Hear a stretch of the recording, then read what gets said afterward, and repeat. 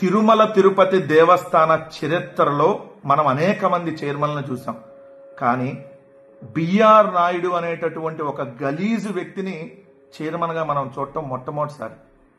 ఎందుకంటే ఏ మాత్రం కూడా అర్హత లేనటువంటి వ్యక్తి, స్థాయి లేనటువంటి వ్యక్తి, ఒక టీవీ ఛానల్కి చైర్మన్ ఎలా ఉండకూడదో, ఒక పవిత్రమైనటువంటి దేవస్థానానికి చైర్మన్ ఎలా ఉండకూడదో అలాంటి నీచమైనటువంటి వ్యక్తిని తీసుకొని వచ్చి చంద్రబాబు నాయుడు గారు ఆ చైర్మన్ పదవిలో కూర్చోబెడితే ఈరోజు తిరుమల మొత్తాన్ని కలంకం చేసి పడేశారు.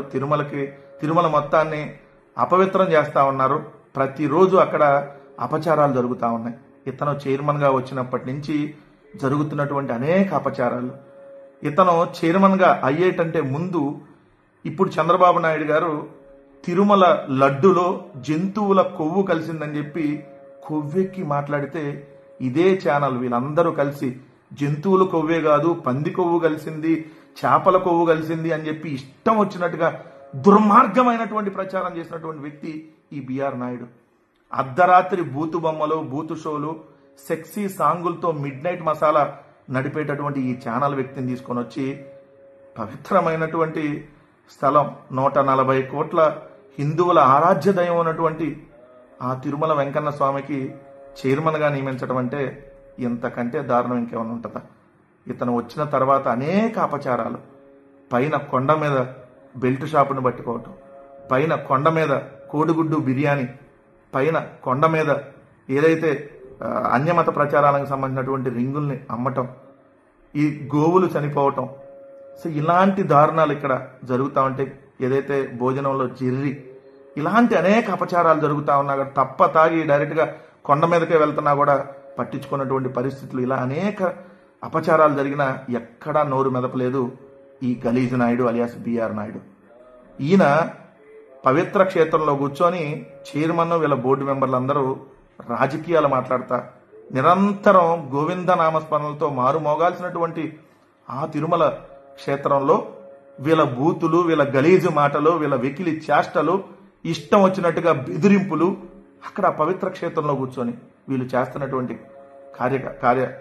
కార్యకలాపాలు, ఈరోజు కూడా ఏదైతే ఈ చైర్మన్ మాట్లాడినటువంటి మాటలు, ఇతను అక్కడ కూర్చొని ఎంత పచ్చి అబద్ధాలు మాట్లాడుతున్నాడంటే జగన్మోహన్ రెడ్డి గారంట అజయ్ అనేటటువంటి వ్యక్తిని తాడేపల్లి క్యాంప్ ఆఫీస్కి పిలిచి తుపాకీ గురి పెట్టాడంట. ఇలాంటి వ్యక్తి చైర్మన్గా ఉండడానికి అర్హుడా? ఇలాంటి మాటలు మాట్లాడేటువంటి వ్యక్తి దైవక్షేత్రంలో కూర్చొని నేను అడుగుతా ఉన్నా, అదే తిరుమల వెంకన్న స్వామి మీద ఆ అజయ్ అనేటటువంటి వ్యక్తి నువ్వు ఇద్దరు కలిసి వెంకటేశ్వర స్వామి మీద ప్రమాణం చేసి ఇది జగన్మోహన్ రెడ్డి గారు ఇలా చేశారు అని చెప్పి చెప్తావా అని అడుగుతా ఉన్నా. అసలు నీకు తిరుమల కొండ మీద అడుగుపెట్టే అర్హతే లేదు. తిరుమల కొండ మీద అడుగుపెట్టే అర్హతే లేదు. ఎందుకంటే తిరుమల వెంకటేశ్వర స్వామిని నువ్వు 5 సంవత్సరాలు వెలివేశావు. జగన్మోహన్ రెడ్డి గారు ముఖ్యమంత్రిగా ఉన్నారని చెప్పి తిరుమల కొండ మీదకు వెళ్ళినటువంటి వ్యక్తివు నువ్వు. అలాంటి నీచమైనటువంటి వ్యక్తి ఈరోజు చైర్మన్గా ఉండటానికి అర్హుడా అని చెప్పి ఈరోజు మాతో పాటు అనేక హిందూ సంఘాలు ప్రశ్నిస్తా ఉన్నాయి. మేము అడిగింది ఏంటి? ఒబెరాయ్ హోటల్కి సంబంధించిన దాంట్లో అయ్యా మీరు తిరుమల తిరుపతి దేవస్థానం స్థలాన్ని ఏదైతే టూరిజానికి ఎలా కేటాయిస్తారో అక్కడ తిరుమల తిరుపతి దేవస్థానం స్థలంలో ఏదైతే ఒబెరాయ్ హోటల్ అంటే ఒబెరాయ్ హోటల్లో చికెను, మటన్ కబాబులు, మటన్ కీమాలు, లేదంటే మీరు అన్నట్టుగా ఫిష్, ఫ్రాన్స్, ఇంకా బీఫ్, ఇంకా అదే విధంగా మద్యం, ఆ విధంగా అక్కడన్నీ ఆ హోటల్లో ఎన్ని దొరుకుతాయి కదా, ఎలా ఇస్తారు పవిత్రమైనటువంటి టీటీడీ స్థలాన్ని? దాన్ని రద్దు చేయాలని డిమాండ్ చేస్తే మమ్మల్ని గజ దొంగల ముఠ అంటావా? ఎవడు గజ దొంగల ముఠ? ఎవడు గలీజు వ్యక్తి? మిమ్మల్ని మించిన గజ దొంగల ముఠ ఎవరైనా ఉంటారా? మీరు ఏదైతే ఎవరెవరిని బెదిరించి ఏ విధంగా మీరు తుపాకీలు పెట్టిన సంగతి మర్చిపోయారా? మీరు న్యూజన్ హైలార్డ్తో పేరుతో ఏదైతే అరిచేతిలో కూడా జుట్టు మొలిపిస్తానని చెప్పి అనేక మందిని మోసం చేసిన ఓ గలీజు బిఆర్ నాయుడా, నువ్వు వైఎస్ఆర్ కాంగ్రెస్ పార్టీ నాయకుల గురించి కానీ జగన్మోహన్ రెడ్డి గారి గురించి కానీ మాట్లాడే అర్హత నీకుందా? నీలాంటి వ్యక్తి అసలు కొండ మీద అడుగుపెట్టే అర్హతే లేదు. నువ్వు ఈరోజు మా గురించి మాట్లాడుతూ ఉన్నావు. సిబిఐ ఎంక్వైరీ అడిగితే ఎందుకు తోక ముడిచి పారిపోతున్నావు? ఎంటైర్ 2014 నుంచి ఇప్పుడు 2025 ఇప్పటి వరకు ఆగస్టు వరకు జరిగినటువంటి ప్రతి అంశం మీద టీటీడీలో సిబిఐ ఎంక్వైరీకి మేము సిద్ధం. మీరు సిద్ధమా? ఎందుకంటే మీ లెక్కల బొక్కలన్నీ బయటకు వస్తాయి కాబట్టి, మీరు దోచుకున్న సొమ్మంతా బయటకు వస్తాయి కాబట్టి టిక్కెట్ల ముసుగులో మీరు సాగిస్తున్నటువంటి దంద, జూబ్లీ హిల్స్ క్లబ్ వేదికగా మీ ఇద్దరు కొడుకుల్ని పెట్టుకొని ఉత్తర భారతదేశం దక్షిణ భారతదేశం అని చెప్పి చెరొకటి ఇద్దరికి డివైడ్ చేసి వివిఐపీల దర్శనాల పేరుతో మీరు సాగిస్తున్నటువంటి దంద, దాన్ని అడ్డం పెట్టుకొని మీరు చేస్తున్నటువంటి వ్యాపారం, దీని మీద సిబిఐ ఎంక్వైరీకి సిద్ధమా అని అడుగుతా ఉన్నాం. విఐపి టికెట్ల పేరుతో మీరు అమ్ముకుంటున్నటువంటి బ్లాక్ టికెట్ల దంద, ఎస్, దాని మీద చర్చకి కాదు సిబిఐ ఎంక్వైరీకి నువ్వు సిద్ధమా? లేదంటే తిరుమల వెంకటేశ్వర స్వామి మీద నువ్వు ప్రమాణం చేసి మీ ఇద్దరు కొడుకుల్ని మీ కుటుంబం అంతా తీసుకొని వచ్చి ప్రమాణం చేసి తిరుమల ఏదైతే వెంకటేశ్వర స్వామిని అడ్డం పెట్టుకొని మేము ఎటువంటి వ్యాపారాలు చేయటం లేదు అని చెప్పి నువ్వు ప్రమాణానికి సిద్ధమా? మేము అడుగుతా ఉన్నాం. మేము ఏ తప్పు చేయలేదు కాబట్టి దేనికైనా మేము ఏ ఎంక్వైరీకైనా సిద్ధమని మేము అంటున్నాం.